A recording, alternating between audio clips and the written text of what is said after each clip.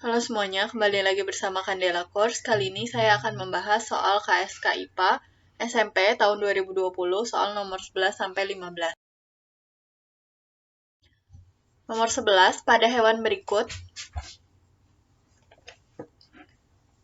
Nomor 11, pada hewan berikut, darah yang kaya akan oksigen mengalir langsung ke dalam kapiler sirkulasi sistemik tanpa terlebih dahulu kembali ke jantung, adalah pada hewan paus biru. Kalau pada katak sawah, ini juga punya keistimewaan, yaitu punya jantung dengan 3 ruang, yaitu 2 atrium atau serambi dan 1 ventrikel atau bilik. Kalau pada mamalia atau pada manusia, jantungnya memiliki 4 ruang ya, 2 atrium dan 2 ventrikel. Darah yang membawa oksigen dan yang tidak mengandung oksigen dipisahkan oleh alur trabekula dalam satu ruang jantung ventrikel. Selain dari paru-paru, katak bisa mendapatkan oksigen dari kulitnya juga. Darah yang tidak membawa oksigen masuk ke atrium kanan, kemudian masuk ke ventrikel dan keluar ke paru-paru dan kulit untuk mengambil oksigen. Nomor 12, perhatikan daftar di bawah ini. 1 air gula, 2 perak, 3 air raksa, 4 NaCl, 5 sirup, 6 natrium hidroksida, 7 Fe, 8 MgCl2, 9 air garam, 10 NH4OH, 11 timbal, dan 12 air kelapa. Data yang termasuk kelompok senyawa adalah 4 NaCl, 6 natrium hidroksida, 8 MgCl2, dan 10 NH4OH. Untuk yang 2, perak, 3 air raksa, 7 Fe, dan 11 timbal, itu adalah unsur. Unsur adalah zat tunggal atau zat murni yang tidak dapat diuraikan lagi menjadi zat yang lebih sederhana melalui reaksi kimia. Kalau yang 4, 6, 8, 10 tadi adalah senyawa, yaitu gabungan 2 unsur atau lebih melalui reaksi kimia. Kemudian sisanya, nomor 1, air gula, nomor 5, sirup, nomor 9 air garam, dan 12 ini adalah campuran. Campuran adalah zat yang terbuat dari gabungan 2 atau lebih zat yang berbeda tanpa melalui reaksi kimia.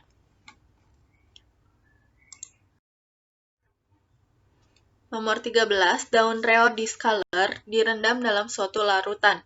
Setelah beberapa waktu, daun tersebut disayat dan diamati menggunakan mikroskop. Hasil pengamatan ditunjukkan seperti gambar di bawah ini. Ini terlihat si selnya membesar ya. Ini tadinya segini, jadi membesar seperti ini. Berdasarkan hasil observasi tersebut, maka sifat larutan untuk perendaman daun reor discolor adalah A. Lebih pekat dibandingkan larutan dalam sel, B. Sama pekatnya dibandingkan larutan dalam sel, C. Lebih encer dibandingkan larutan dalam sel, D. Larutan perendam adalah air. Nah, ini gambar jika larutan perendamnya adalah hypotonic solution atau cairan yang hipotonik atau lebih encer atau kandungan zat terlarutnya lebih sedikit, maka air yang di luar, yang di perendaman ini, larutan perendaman ini, akan masuk ke dalam sel. Dan selnya akan membesar dan lama-lama akan menjadi pecah atau lisis. Gitu. Jika di sel direndam dalam larutan isotonik, ya jadi sama ya kepekatannya antara larutan perendam dan selnya, maka ada H2O yang masuk dan ada H2O yang keluar sehingga selnya tidak akan berubah, normal-normal aja gitu. Kemudian kalau kita rendam dengan hypertonic solution atau larutan perendamnya lebih pekat, maka air yang di dalam sel akan keluar dan akan terjadi plasmolisis, krenasi ya. Jadi air di dalam selnya keluar dan selnya akan mengkerut gitu. Jadi untuk kasus ini,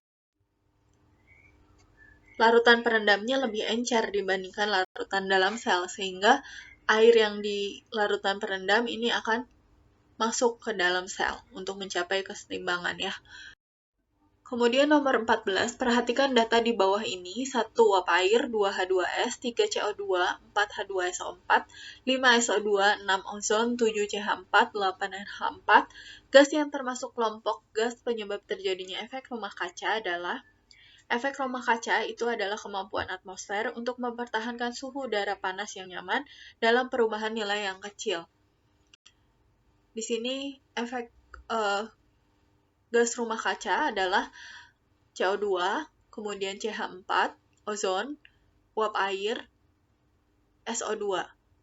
Jadi jawaban untuk soal ini adalah 1, 3, 5, dan 7. Yang A. Kemudian nomor 15, perhatikan gambar jaringan makanan di bawah ini. Jumlah rantai makanan yang terjadi berdasarkan gambar di samping adalah, ini kita lihat ya, jaring-jaring makanannya.